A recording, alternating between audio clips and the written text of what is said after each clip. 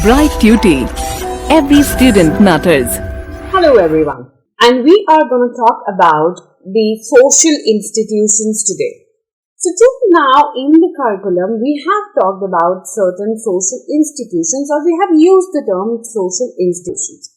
So it is for us to understand now what exactly is a social institution, how many social institutions are there in the society, and what exactly does the social institution mean. So starting with the definition of the term social institution, the social institution refers to the well-established practices and patterns of behavior or ways of doing things in the society while satisfying various social needs. So when you have a very well-established pattern behavior, or you have a very set way of doing things in the society while you are satisfying the various needs of the social society or various social needs, is what is termed as social behavior. Now when we talk about the divisions or the types of the social institutions, is when you will realize, or when you will understand the exact meaning of it. Now, some of the social institutions are described as basic or primary institutions because they refer to the ways of satisfying basic needs or the daily needs. So, this is something which is termed as, which are basic social institutions or the primary social institutions, which means when we are satisfying the basic or the primary needs of the society, the institutions which are actually satisfying the basic or the primary needs of the society are known as are considered to be the basic or the primary institutions. However, they are necessary for the very survival of the society, because they are responsible for satisfying the basic needs. They are universal because they are found in all the societies. Because they are found in all the societies, it is a universal entity. Now, talking to McIver and Page about what was their understanding of the term social institutions, they say that institutions are established forms or conditions of procedure characteristic of group activity. So what all the group activities are going on, what all are the characteristics of the group activities, or the condition of the procedure of the group, characteristic of the group activities, how are the group activities being performed, what all constitutes a group activity, what all should be taken into consideration in the group activities, is what makes an institution. They say then you have Kingsley Davis, who says, defines institution as a set of interwoven folkways, mores and laws built around one or more function. So you have the moral aspect attached to it, you have the practical aspect attached to it in terms of your laws, in terms of your set norms, in terms of your set regulations. So it is an interwoven aspect of your practical and the moral spheres, which is built around one or the more functions. So when you have one or the more agenda, when you have one or the more entity to take care of, and you adjust your actions, these are like practical as well as the moral actions, within those is known as a institution, a social institution as per Davis.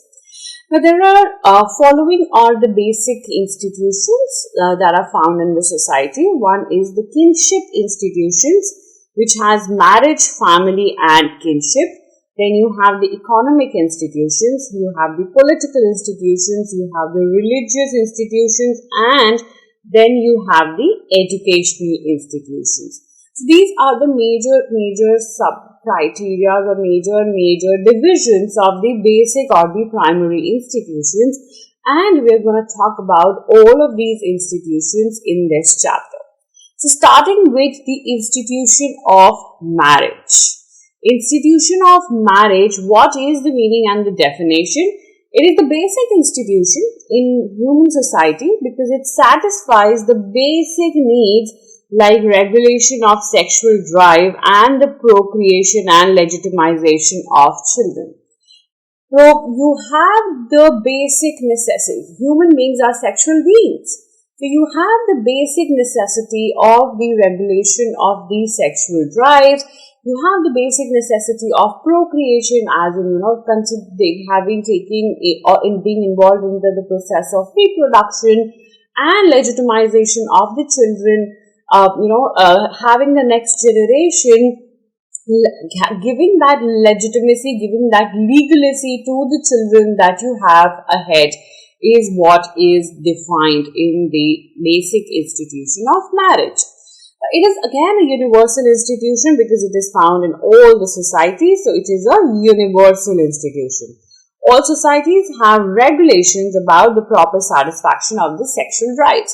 So now all the societies have different ideas, different kind of thinking when it comes to the satisfaction of the sexual drives, and hence all the societies have their own proper goals or their own proper rules and regulations followed by the people of that particular society. All the society have rules that regulate marriage relationship. So it is not that, it is a universal law or a universal rule that is taking care of the marriage relationship. It is something which is societal based, as in you will have a certain kind of a marriage relationship rules in India, and you will have another set of marriage relationship rules, let's say in Australia, let's say in US, let's say in Sri Lanka, let's say in Dubai. So all of these is a differential, all of this is based on the kind of society that you stay in, the kind of thinking that people have in your particular society, the kind of understanding that you have in your society, and hence takes place, and hence you mold your rules, regulations, actions, reactions in this particular way. Moving ahead, marriage is a socially sanctioned, stable union of man and woman for the satisfaction of sexual needs or for procreation. It is a socially sanctioned, stable union. It is something which is being given the social sanctions. A social sanction as in society has given the approval for it. Once you are married, you are approved, the satisfaction of the sexual needs and for the procreation is something that comes in with the aspect of the marriage. That is what is society granted or approved this relation or approved that this institution on. So the institution of marriage defines the relationship between a man and a woman as a husband and wife. So it is something that, from being a man and a woman, when you get into this particular relationship, you become a husband and a wife, and thus there is the beginning of family life that is there or that is being seen. It is important in deciding the legitimacy of the children. Who legally are the parents of the children, who legally have the authority, who legally have the responsibilities of the children. All of this is something that is defined under this concept of marriage. There is also economic cooperation between the persons who are married as also between them and their children. Economic cooperation that you have between you and your parents. It is not something that they charge you for, feeding you, or they charge you for letting them be in their house. There is that economic cooperation, or for that matter, making you study. There is this economic cooperation which is there in the society, in the aspect of marriage, and hence is carried forward with regards to their children as well. Now, talking about what are the functions of marriage, why is marriage so important? Why is it, a very basic, like it said, a very primary social institution? So Malinowski, he talked about marriage is a contract for the production and the maintenance of children. Since it gives you the social sanction for the sexual desire, for the satisfaction of the sexual desires, that is what makes him say that, this is a legal way, or this is a contract wherein you will produce children, you will have to take care of the children, where you will have the maintenance of the children as one of the aspects or one of the very important goals. So that is what is marriage for him. Moving on, you have Alfred Clark Lee, who says that marriage is the public joining together under socially specified regulations of a man and a woman and as husband and wife. So when people are coming together in the institution of marriage, in the socially sanctioned institution of marriage, it is being said that, people are coming together, they are socially the public is joining in together under the socially specified regulations, under the specific regulations that you have in this whole institution of marriage, where a man and a woman turns into a husband and a wife, and that is the kind of relationship that they survive or that they sustain for the rest of their lives. So that is what is marriage for Alfred. Now, Harry N. Johnson says that marriage is a stable relationship in which a man and a woman are socially permitted without loss of standing in the community to have children. So it is in a legal aspect of, allowing yourselves or allowing the husband and the wife to have children. If you have children without being into the sphere of marriage, without being into this stable relationship of marriage, like they said, why are they calling it stable? Because it is socially acceptable. Like I said, we human beings are social beings as well. We are sexual beings as well. Unless and until we understand and unless and until things are socially accepted, we do have the question of let's say acceptability, or rather the question of its basis very, very strong around us.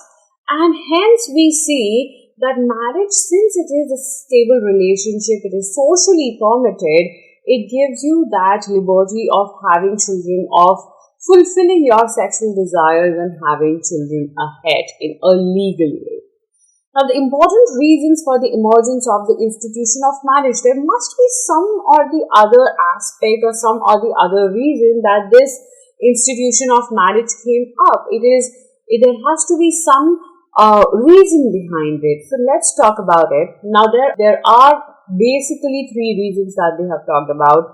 One is the sexual gratification, which is biological need. You have sexual gratification as your biological need. Now, when your sexual gratification is given to you in a way that is socially accepted, is something that we still relate to and is something that makes sense to the people in the society.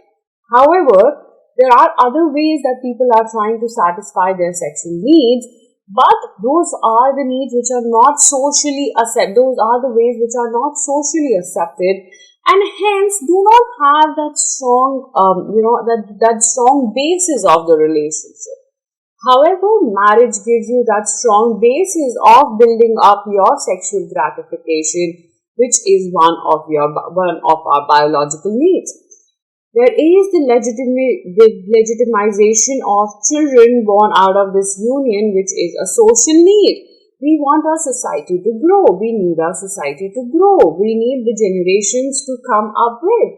Now, when you talk about, in general sense, when we talk about that, in the general way, unless and until you are into this union of marriage, we have the kids, or leave about the kids, the sexual satisfaction is not given importance or not given the basis as such. So leave about the kids part. or leave about the legitimization of the children. But here under the concept of marriage, when you are legally married, when you are legally given that aspect of fulfilling your sexual desires is when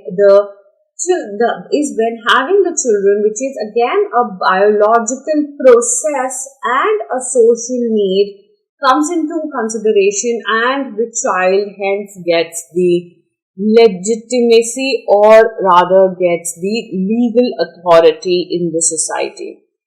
We also talk about the economic corporations, which is an economic need here. We do talk about the economic corporations wherein even if it is in the terms of marriage, like between husband and wife, and even if when we go beyond, it is in terms of the parents and the children. That is the needs. How will the children survive? The whole relationship, you will not really want to have, unless and until you have some legal way attached to it, or you have some emotional connect attached to it. Not all of the people would want to go and take care of the children who are not really having any emotional or a legal connect to them. That is why to balance out the economy and to have the corporation, this is a very, very important aspect. Society regulates marriage by determining who may marry whom. It is not that anyone may marry anyone in our society, basically. Society is kind of having those rules and regulations of who may marry whom. So the most fundamental rule is known as the incest taboo, which forbids marriage between brother and sister, father and daughter, son and mother. So when you have the blood relationships involved, when you have the blood relationships, it is forbidden, as in it is punishable, rather as in it is not accepted in this manner to marry within your blood relations, or for a father to marry the daughter, or for that matter for a brother to marry the sister. And this is known as the incest taboo. You have rules of exogamy, which forbids marriage between persons of same group, such as a clan. Then you have the rules of endogamy, which require a person to marry within his or her group or his or her tribe.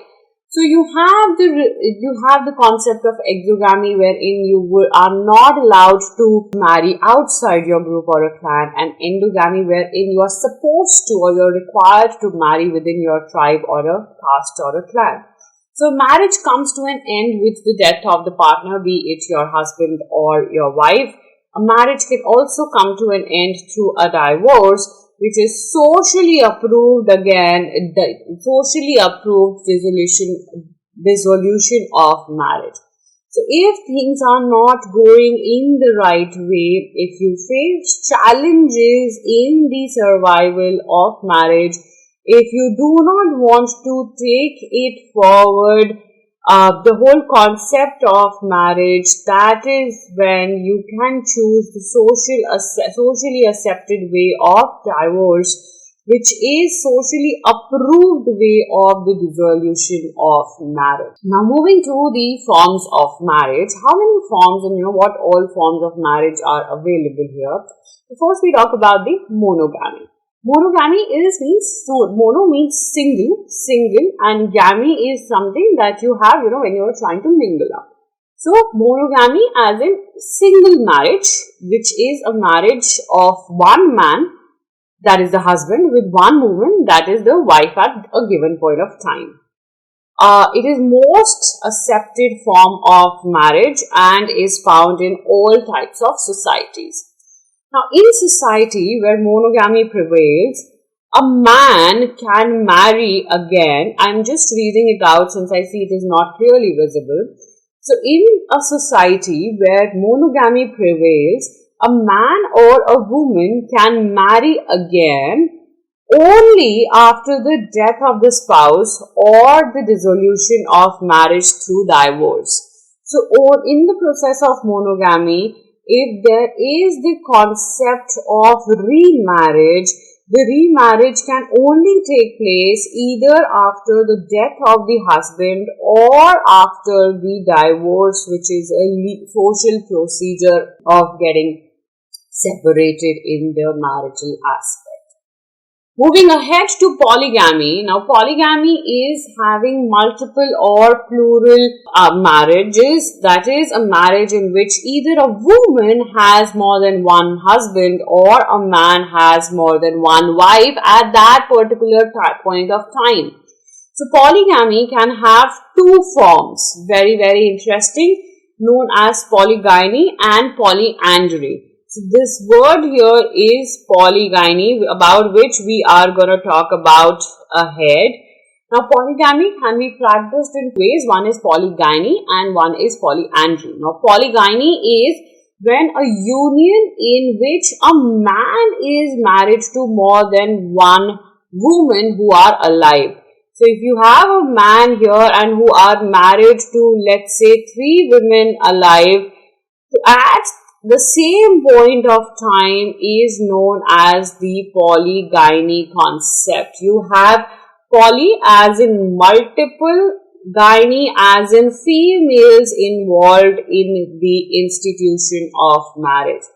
Now, polygyny can also be further divided into 2 types, which are sororal polygyny, if a man is married to 2 or more sisters.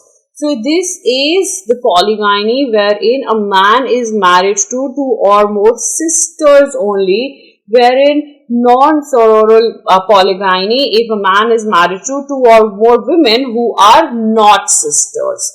The women who are here not sisters. So that is the concept of polygyny.